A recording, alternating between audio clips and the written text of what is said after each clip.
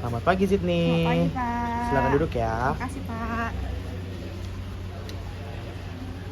Terima kasih ya sudah datang tepat waktu Sydney. Mungkin kita sekarang santai aja, kita ngobrol-ngobrol dulu. Apa kamu sudah siap? Siap, Pak. Terima kasih atas kesempatannya. Oke. Mungkin sekarang kamu bisa cerita sedikit tentang diri kamu dulu. Baik, terima kasih atas kesempatannya. Sebelumnya perkenalkan, nama saya Zini Rama Fadila, lulusan manajemen.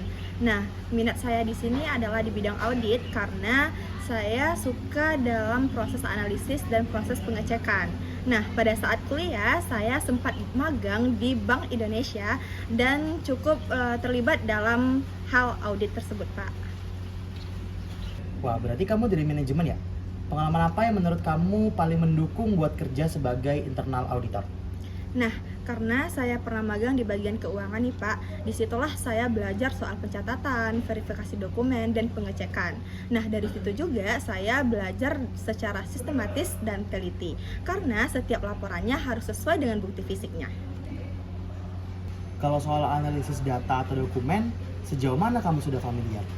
Nah, untuk analisis data dan dokumen, saya sudah terbiasa membuat laporan, Pak, mencocokkan ketidaksesuaian dan membandingkan data dari beberapa sumbernya. Memang untuk audit sendiri belum sempat ke yang audit yang besar, tetapi untuk konsep dasarnya saya sudah mengerti, Pak. Oke, sekarang coba ceritakan pengalaman kamu saat menemukan masalah di proses kerja atau data. Oke, waktu saya magang Pak, terdapat laporan keuangan yang tidak sesuai atau tidak sinkron dengan nota fisiknya.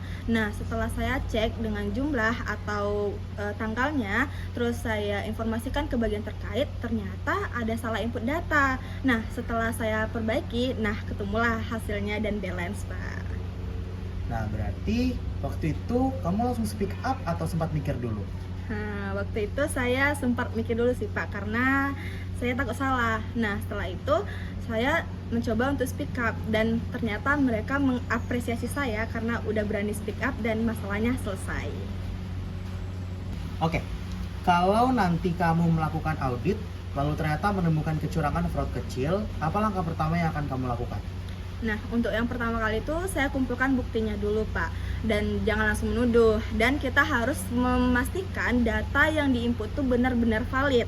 Kalau ada konsisten, memang ada indikasi yang aneh, dan saya langsung laporkan ke atasan atau auditor senior agar ditindaklanjuti untuk sesuai SOP-nya. Nah, oke. Kalau ternyata ada bagian yang nggak kooperatif nih pas kamu minta dokumen, kamu bakal gimana? Nah, langkah saya yaitu saya tetap jelasin kebutuhan dokumennya untuk proses audit.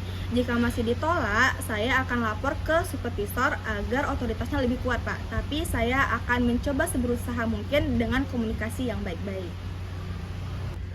Oke, next, kamu punya basic tentang internal control atau SOP perusahaan nggak? Paham dasar-dasarnya, Pak, seperti pemisahan tugas, kontrol otorisasi, dokumentasi lengkap, dan pengecekan berjenjang. Nah, pada waktu kuliah, saya juga sempat belajar di mata kuliah manajemen risiko.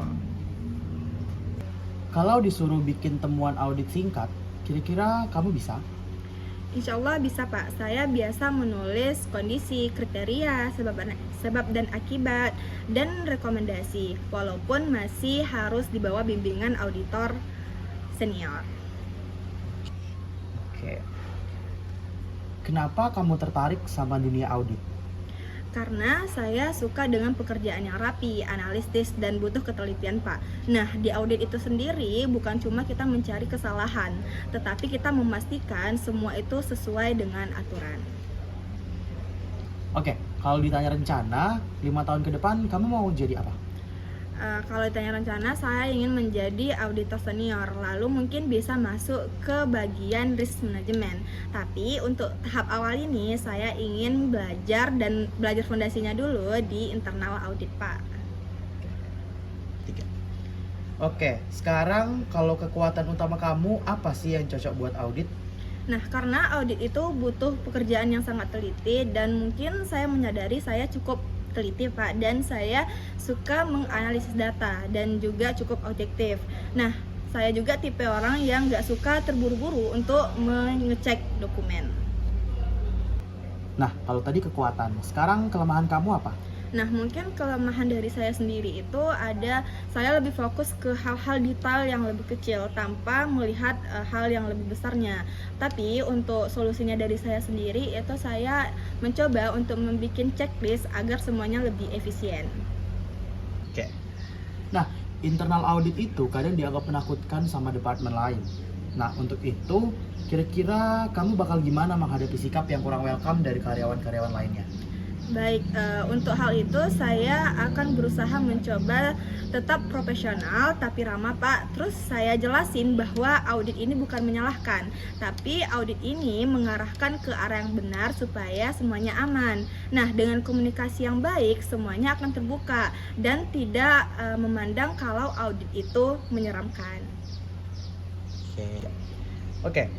Kalau nih misalkan ada tekanan deadline di laporan audit, kira-kira bisa nggak kamu handle? Insya Allah saya bisa Pak, karena pada saat saya magang di Bank Indonesia saya sudah dilatih untuk mengatur bagaimana yang prioritas dan tidak prioritas. Jadi saya sudah terbiasa dengan deadline tugas seperti itu. Oke, mungkin itu cukup dari saya. Sebelum selesai, ada yang ingin kamu tanyakan?